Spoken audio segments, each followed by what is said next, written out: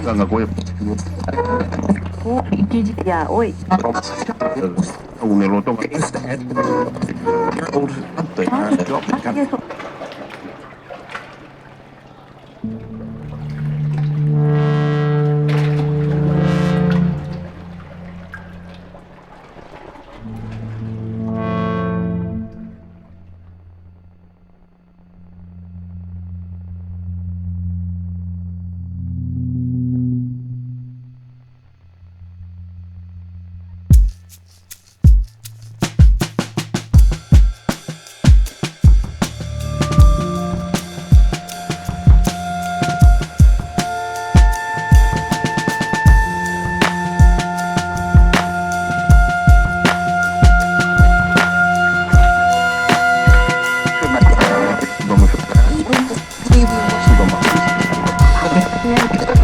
Ganga gue.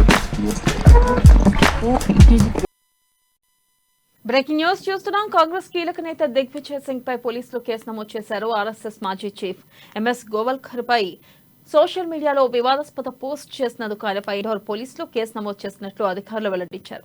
స్థానిక న్యాయవాది RSS కార్యకర్త దారాజ్ జోషి ఇచ్చిన ఫిర్యాదు మేరకు దిగ్విజయ్పై చర్యలు చేపట్టారు.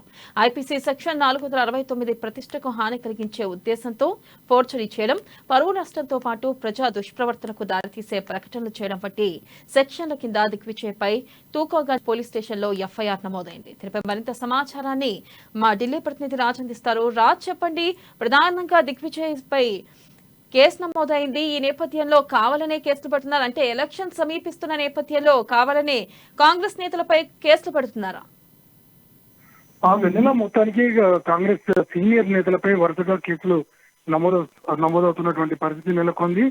ఇప్పటి వరకు వ్యాఖ్యలకు సంబంధించి అగ్రనేత రాహుల్ గాంధీపై కోర్టు వరకు ఇటువంటి వివాదాలకి సంబంధించినటువంటి వ్యాఖ్యలు చేశారని తీసుకెళ్లినటువంటి నేపథ్యంలో ఇప్పుడు మళ్ళీ కాంగ్రెస్ మరో అగ్రనేత మధ్యప్రదేశ్ మాజీ ముఖ్యమంత్రి దిగ్విజయ్ సింగ్ పైన కూడా ఇటువంటి కేసు నమోదైంది. ముఖ్యంగా రాష్ట్రీయ స్వయం సేవక్ సంఘ్ మాజీ చీఫ్ ఎవరైతే గురు గోల్వాల్కర్ అని ఉన్నారో తనకు సంబంధించినటువంటి ఒక పోస్ట్ పెట్టడం జరిగింది. దానికి సంబంధించి చాలా సీరియస్ గా వీరు తీసుకున్నట్టుగా తెలుస్తోంది. ఎందుకంటే గతంలోనూ దిగ్విజయ్ సింగ్ పలుమార్లు కామెంట్లు చేశారు.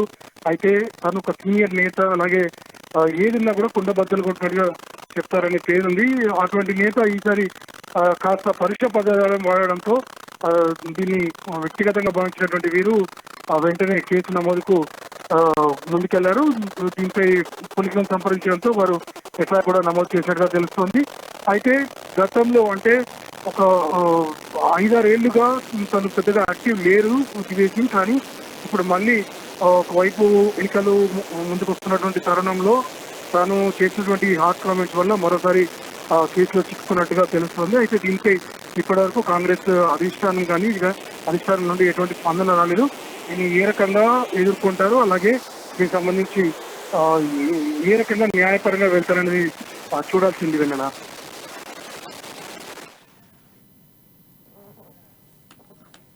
Right Raj, thank you.